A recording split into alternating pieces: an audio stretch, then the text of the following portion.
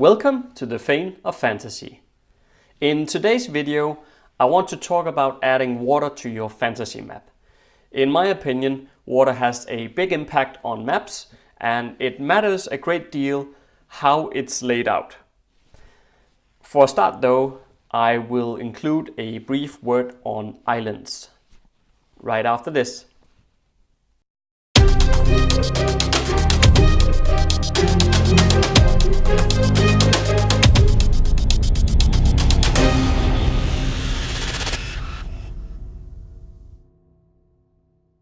First off, just a very few brief words on placing islands. I love this part because it adds a lot of depth to the fantasy map, and the map seems to come more alive as a consequence of islands. Now it's good to know that islands tend to group together in a sort of chain between continents, or one big isolated island might pop up where the tectonic plates rub against each other. We covered how that works in another video, and I placed a link to it on the screen. In my book on fantasy map making, I go into more detail on where water would form on your map. So I'll not go into that here, although I think it is important that you don't feel constrained when you add water. If you want to add a lake in a certain place, go ahead and do so. But you should be aware that in general, lakes will form where a low area is surrounded by higher areas.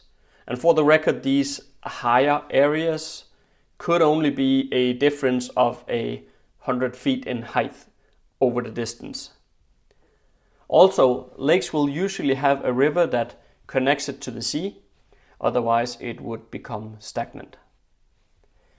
When adding lakes, you are basically implying the general rise and fall of your land. So do be mindful about that. Let's talk about rivers too. They do not only provide fresh water to the people living around them, but they are also the most important land feature because they provide political borders so effectively. In medieval times, physical landmarks like a river would often serve such purposes. Now, if you see my map of Erisdune, you will quickly notice how the border between Varanor and Fanor is a river. And since a river is not too hard to pass, you can create some interesting tension between the nations on the opposite sides of it.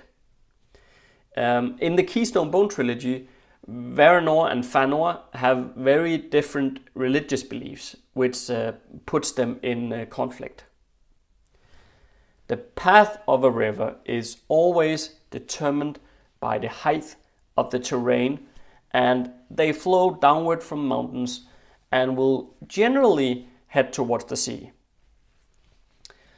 You cannot have rivers flowing from coast to coast or over a mountain range. That just doesn't happen.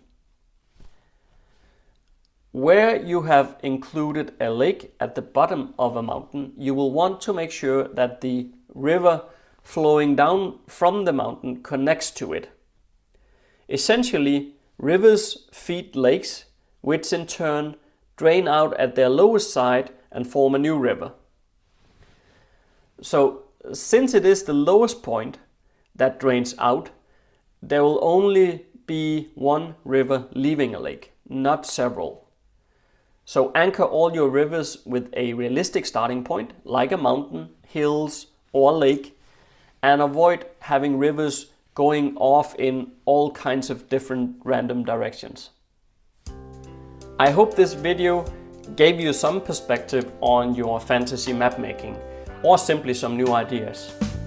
In any case, it would be cool to hear what considerations you make when adding islands and water to your map. Let me know in the comments field below. And if you like this video, hit the like button below and make sure to subscribe for new videos every Monday. I've also added a link here on the screen to Patreon. Check out the rewards I offer over there. See you next Monday.